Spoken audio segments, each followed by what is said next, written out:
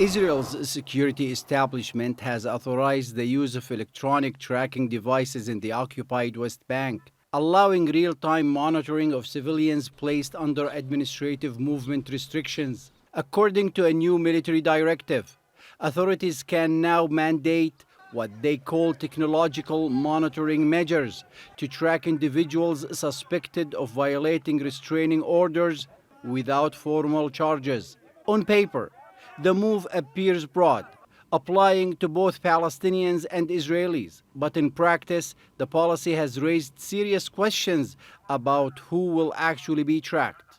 This provides additional evidence that the Israeli regime is an apartheid regime. Several special rapporteurs in the past, in addition to the International Court of Justice in its advisory opinion in 2024, the way Israel is treating Palestinians versus the Israeli colonists in the West Bank further confirms that this is indeed an apartheid regime. The measure comes amid a surge in violent attacks by illegal settlers targeting Palestinians. Israeli officials say the tracking devices are intended to replace administrative detention, the practice of holding suspects without charge, after the government last year stopped using that tool against Jewish suspects. But Palestinians argue the reality on the ground tells a different story. There are two completely separate legal systems, which indicates an attempt to beautify this racist system and this occupation by putting a veneer on it to mask its ugliness and racism. Those concerns intensified after Israeli Defense Minister Israel Katz explicitly excluded illegal settlers in the occupied West Bank from the administrative detention, effectively limiting its application to Palestinians.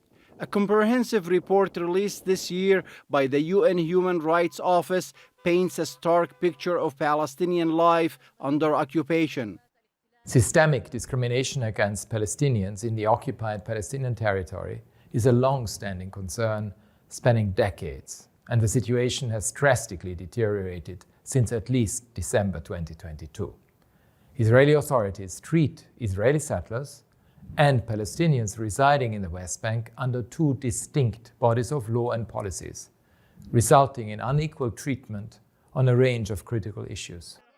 Critics say it's an unprecedented assault on Palestinians, adding that Israel acts with impunity and total disregard for international laws and human rights. Palestinians say this isn't about security but about control.